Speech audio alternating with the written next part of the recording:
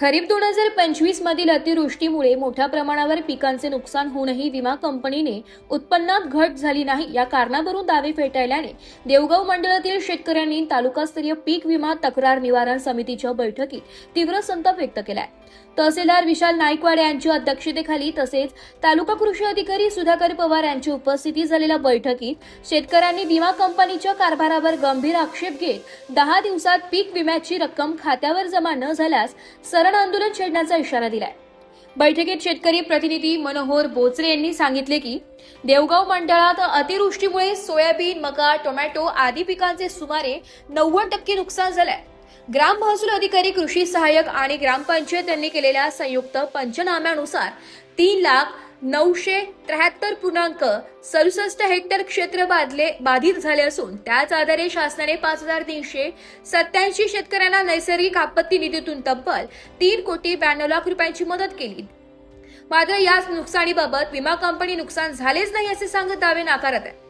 एकाच घटनेसाठी शासन आणि विमा कंपनीचे वेगवेगळे निकष लावले जात असून हा शेतकऱ्यांवरील दुहेरी अन्याय असल्याचं त्यांनी नमूद केलंय। रामेश्वर शिंदे यांनी सदोष पीक कापणी प्रयोग तसेच देवगाव येथील स्वयंचलित हवामान केंद्राच्या चुकीच्या नोंदीमुळे अनेक शेतकरी पीक विम्यापासून वंचित राहिल्याचा आरोप केलाय। तर राजेंद्र मेमाणे यांनी खरीप हंगामातील प्रलंबित पीक विमा तातडीने मंजूर न झाल्यास आगामी खरीप हंगामातील प्रधानमंत्री पीक विमा योजनेवर बहिष्कार टाकण्याचा इशारा दिलाय।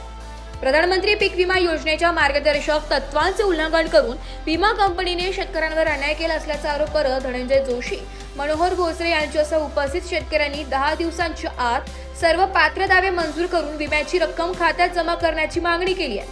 अन्यथा देवगाव ग्रामपंचायत कार्यालयासमोर सरळ आंदोलन करण्यात येईल असा स्पष्ट इशारा त्यांनी दिला।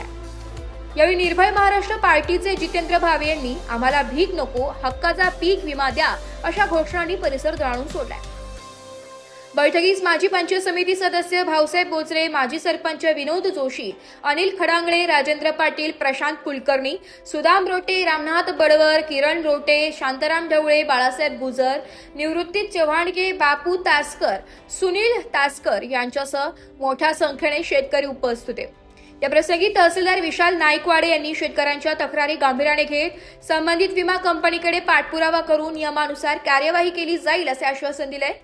बैठकीत अनेक शेतकऱ्यांनी आपल्या व्यथा आणि प्रतिक्रिया मांडत पीक विमा दावे तातडीने निकाली काढण्याची मागणी केली। आज या ठिकाणी देवगाव मंडळातले शेतकऱ्यावर पीक विमा कंपनीकडून आणि तथाकथित शासकीय व्यवस्थेकडून मागच्या वर्षीचा पीक विम्याच्या संदर्भात जो अन्यायकारक रिपोर्ट गेला त्यामुळे हजारो शेतकऱ्यांचं नुकसान झालं आणि शेतकरी या मदतीपासून वंचित राहिले। तर आम्ही आज तहसीलदार साहेब आणि तिथले कृषी अधिकारी यांना देवगाव मंडळातील सर्व शेतकऱ्यांवरती निवेदन दिले की याचा तुम्ही पूर्णपणे नीट विचार करून जो अहवाल आहे तो पाठवला पाहिजे आणि जर यातून जर काही निष्पन्न झालं नाही आणि शेतकऱ्यांना जर मदत मिळाली नाही तर देवगाव येथे सर्व मंडळाच्या शेतकऱ्यांच्या वतीनं सरळ आंदोलन रचून त्या ठिकाणी आम्ही नक्कीच सरणार रचू आणि वेळ आला तर आमची आहुती देणे सुद्धा या ठिकाणी 100% सरकारी यंत्रणा गेल्या वर्षी दरवर्षी आम्ही पीक विमा भरतो, पण पीक विमा कंपन्या पीक विमा देण्यावेळेस जो टाळाटाळ करता समजा उबाटा पीक प्रयोग याच्या आधारे शेतकऱ्यांना विमापासून वंचित ठेवलं जातं। तर असं होऊ राहिलं की कंपनी तुपाशी आणि शेतकरी उपाशी।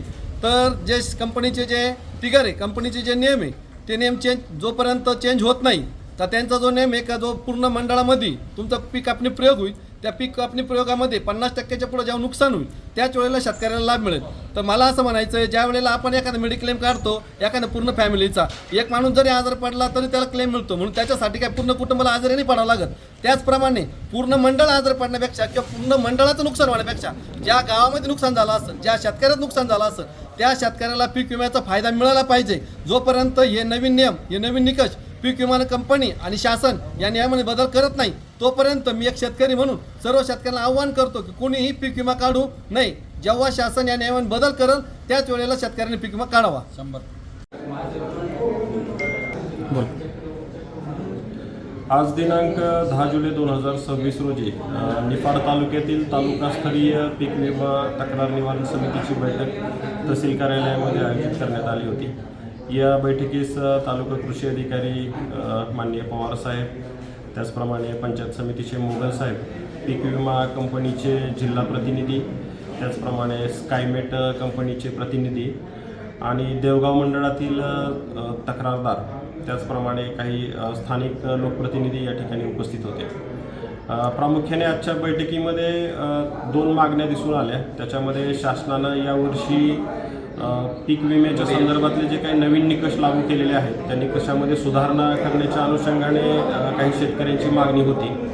दुसरी मागणी, मागच्या वर्षी काही ठिकाणी नैसर्गिक आपत्ती अनुदानाचे पैसे शेतकऱ्यांना मिळाले, परंतु पीक विमा त्यांना मिळाला नाही. या अनुषंगाने त्यांचं एक निवेदन होतं.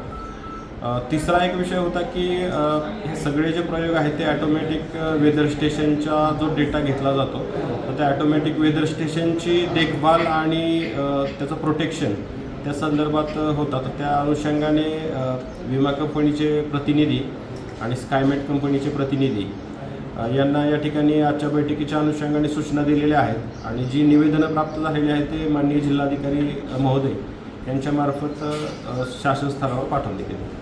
ब्युरो रिपोर्ट, नाशिक लोकशाही न्यूज, नाशिक.